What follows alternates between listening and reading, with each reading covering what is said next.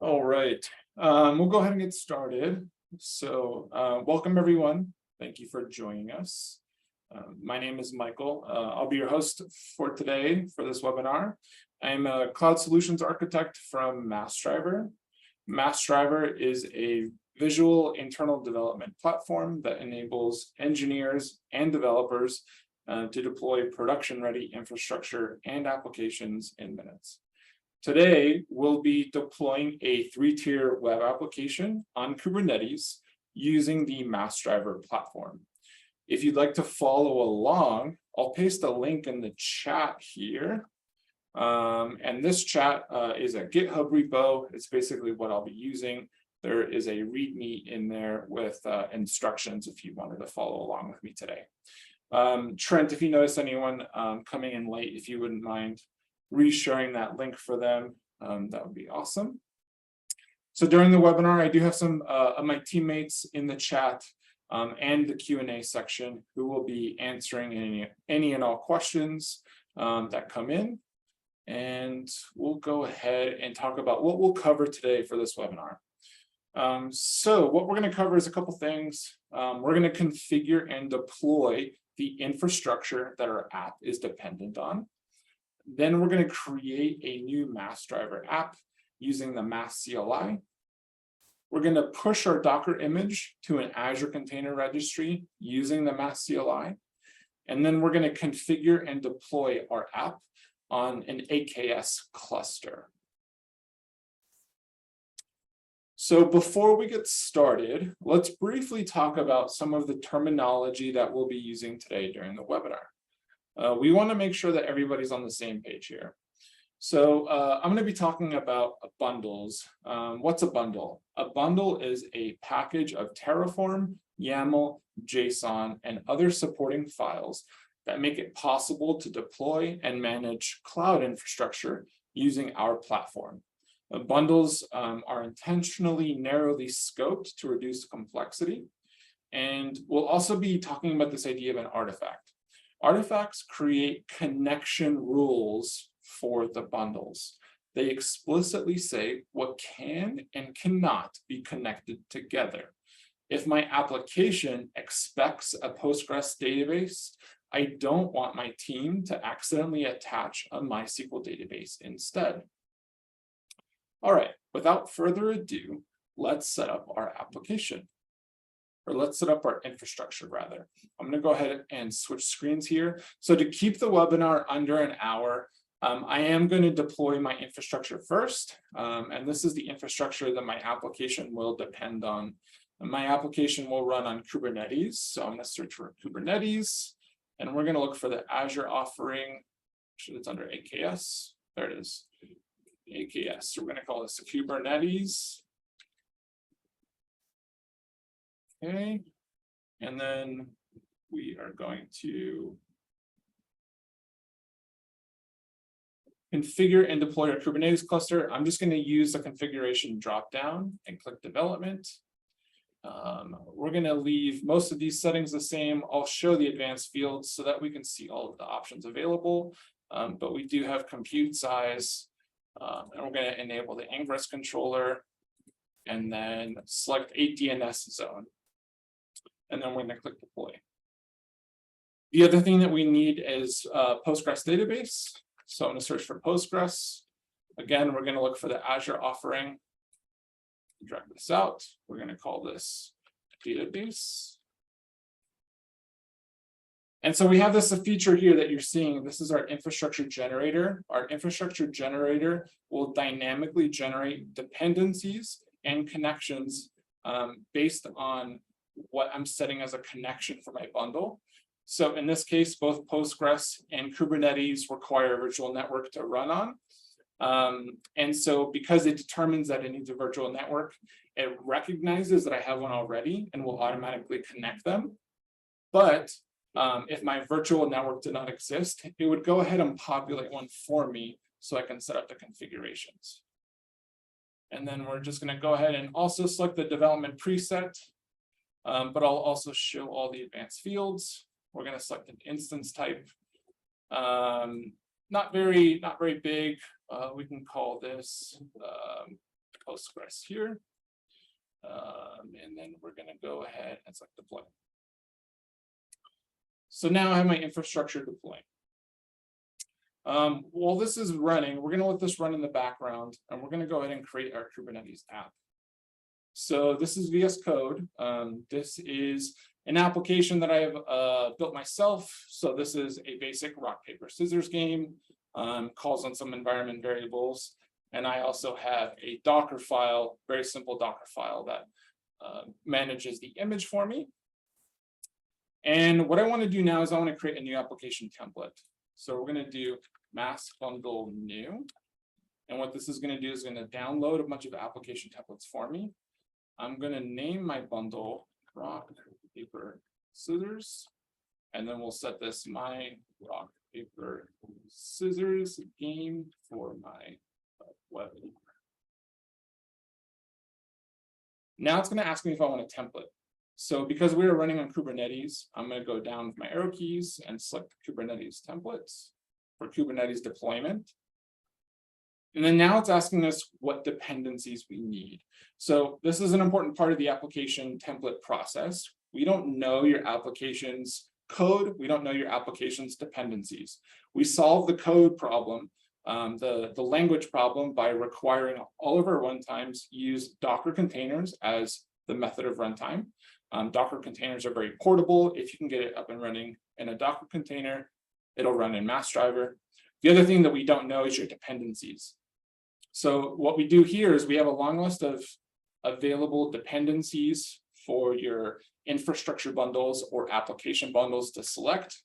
I know I need a Postgres database. I'm actually just going to start typing Postgres, and there it is. I'm going to select it with the space bar, and then we can see if I go down that it is selected and hit enter.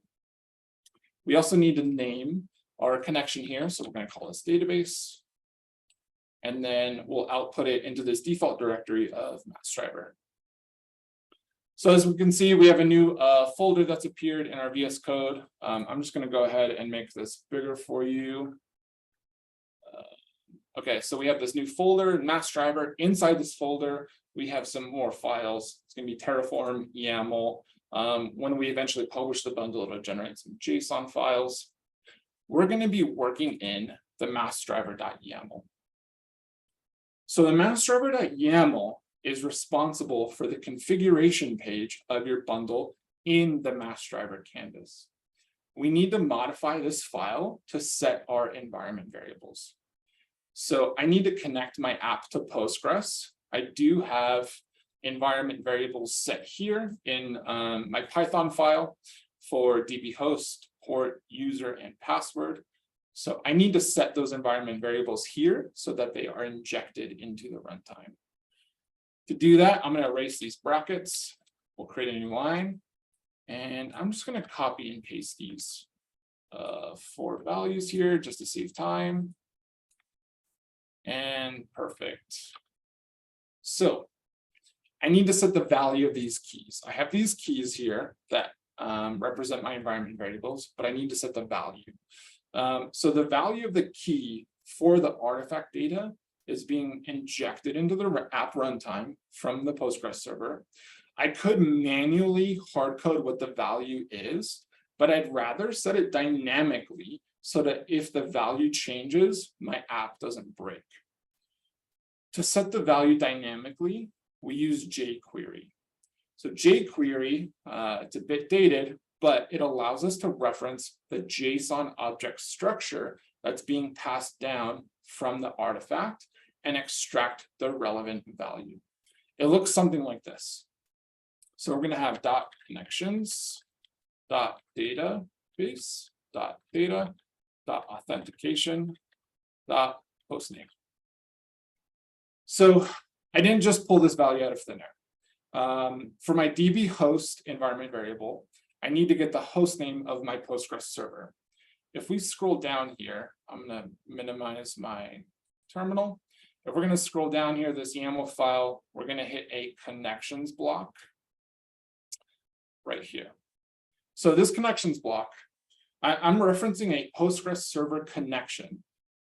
In order to reference the connection, I'm starting the string with .connections.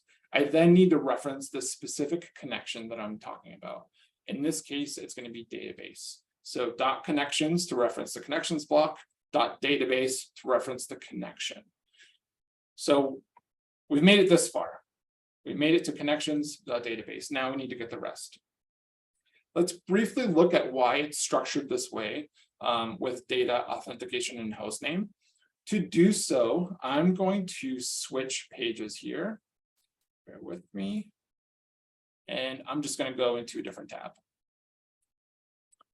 So in here, in this GitHub repo, we have our Postgres authentication artifact definition. This artifact definition was created specifically for the structure of Postgres authentication. So setting aside all of the properties blocks, let's drill down into the hostname field. So within the schema, we have a data block. And then within that data block, if we keep looking down, we have an authentication block. And then within that authentication block, we have hostname. So that's how we reference the value of the hostname as we drill down into the schema. So switching back to VS Code, looking at our jQuery string, we start with .connections that references the connection block in our YAML, then database to narrow down the connection we're referring to, and then we finish the string with the route to the schema object of hostname, and that's it. For the other three values, we're going to do almost the exact same thing. So I can just copy and paste here. For username, we're going to do the same thing, except it'll be username. For password, it'll be password. And then for port is actually a little bit tricky. So the DB port, since environment variables require string values, we need the string value of the port. If we look back at the artifact definition page in this GitHub repo, we're looking for port. We have username, password, and hostname. Those three values are already set to a type of string. If we look at the port, it's actually being referenced in another directory. So if I collapse this directory, we're just going to open up port.json. We can actually see that the type is set to integer, not string. So switching back to VS Code, what we need to do is we need to pipe this value with a converter to string, and then we're just going to wrap this in a parentheses. And so what that's going to do is it's going to take the value of the port, which is going to come out as an integer. It's going to convert the value to a string, and then it's going to reference that string value in this environment variable. Okay, so now that we have our environment variable set, we can go ahead and publish our application. So in order to publish our app, I'm going to clear here. We're going to type mass bundle publish. Oops, I need to cd into the Massdriver folder, mass bundle publish. So mass bundle publish is looking for this file called massdriver.yaml. Because of the directory that I was in, it did not find the massdriver.yaml. I just switched into the Massdriver directory and I was able to run the command. We also have an argument that you can add to direct to the Massdriver.yaml if you prefer. Okay, so now that we have our Massdriver application bundle published, it's sitting in Massdriver, ready to use, but we need to create a Docker image for our application in order to deploy the app. So in order to do that, let's clear our terminal here. We're going to run this command called mass image push. It's going to look like this, mass image push. And there's some arguments that we're going to add here. So the first thing that this command is going to do is, there's a few things. The first thing is it'll build out your Docker image with Docker build. It's going to then use your Massdriver cloud credentials that you set up in Massdriver to query your cloud account and create a cloud container registry tagged with Massdriver. What this means is if you've used this command more than once, it'll look for your existing cloud container registry and use it as long as you're specifying the same region. So they are region-based cloud container registries. Then the CLI will push your Docker image to that Cloud Container Registry and output the URL of that container repo. So let's get started. I'm just going to go ahead and copy this whole string here. And once again, quick breakdown, the mass image push is going to do exactly what we structured. We do have Massdriver / RPS. So Massdriver is the namespace, RPS is the image name. You can think of that like a directory. Massdriver will be the directory of this particular image in the Cloud Container Registry. This format of namespace / image name is required. We also have a region, so it's going to create the Azure Container Registry, in this case, in the East US region. -A is for the artifact ID. So this actually references the artifact ID of the Massdriver Cloud credentials. Let me show you how to grab that real quick, because it can be sort of difficult to understand if you're not familiar with the Massdriver artifacts. So we're going to go into Massdriver here. We're going to select our artifacts. And this brings us to the artifacts page. This is every artifact that we have in our organization. And then we're going to also select the credential that we want. And then copy artifact ID, this button here in the top right. So this copy artifact ID button will give us that UUID to use for that flag. And then the last one is a -T, that's just setting a tag. I'm using latest here. If you don't set a tag, this tag argument is optional, but it'll set it as latest by default. Okay, so now that we have our artifact ID, we're going to go ahead and run this command. So this is creating the container repository for myself, and then cannot find Docker file. So this is another one where you need to be in the same directory of where that file is located. So I'll go up one directory and then run the same command. And then this is just going to take a minute to push. So while it's deploying, I did want to mention that we are hosting more webinars. Next week, we'll have a webinar on running Azure OpenAI with Massdriver. And on the horizon, our CEO, Corey O'Daniel, will host a webinar on containerizing a web application without Docker. And there we go. So it's pushed up now into our Azure Cloud Container Registry, and it gave us a link to reference the image. So let's go ahead and copy this link, and we're going to use it in the next step.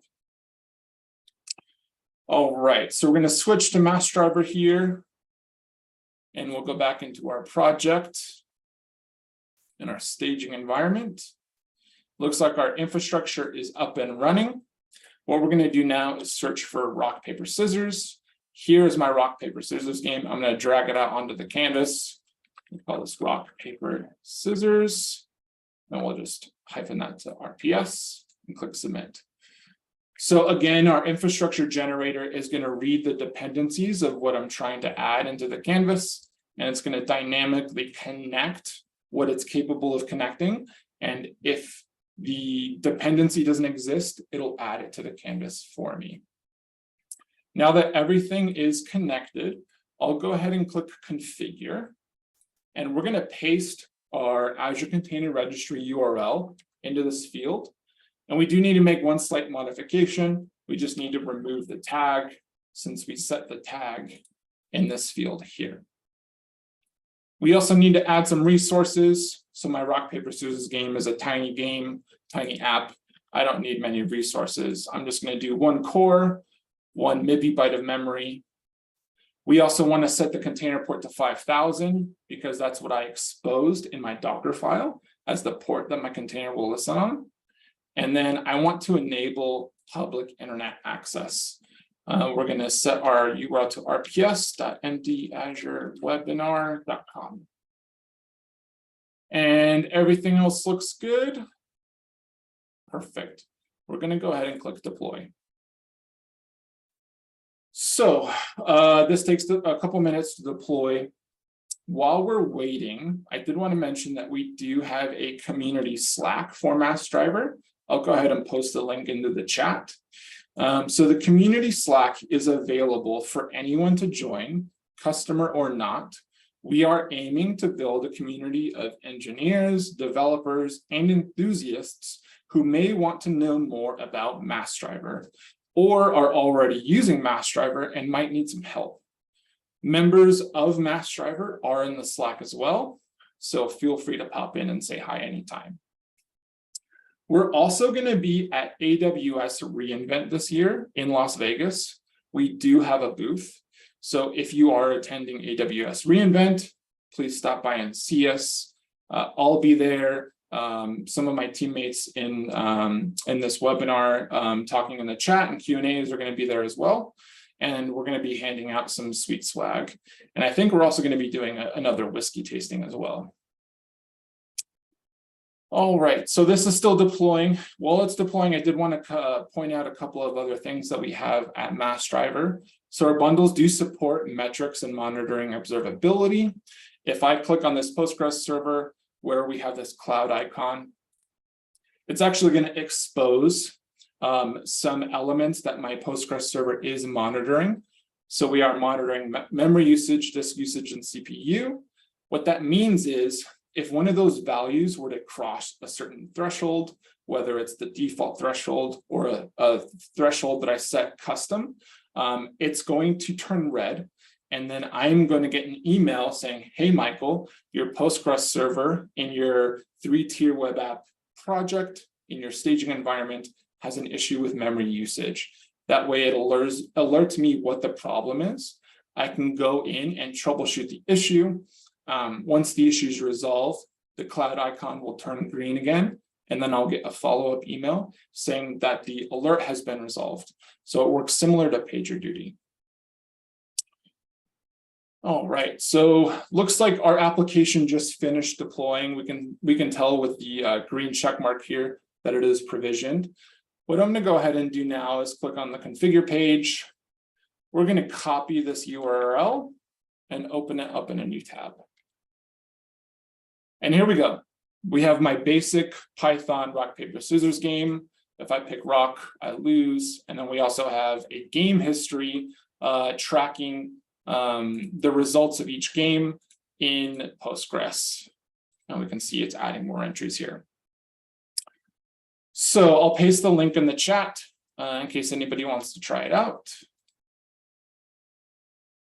And then I will switch back to the slides. So to recap, we just deployed a Kubernetes cluster and a Postgres database for our app. We then generated a new application template using the Mass CLI. We modified the massdriver.yaml for our application to add some environment variables. We then built and pushed our Docker image to our Cloud Container Registry. And lastly, we configured our Kubernetes app and deployed it successfully. I also did want to mention that we deployed dependent infrastructure that is production ready and a fully functional application, all of it meeting best practices, security compliances, any standard of cloud best practices that's listed there. We're going on almost 24 minutes here. That's pretty crazy that we were able to get infrastructure and application all production ready, up and running in less than 30 minutes. So with that said, this actually concludes our webinar. Thank you so much for joining us today. I'll be sticking around to answer some questions. If you are interested in learning more about Massdriver, please check out massdriver.cloud. Thank you.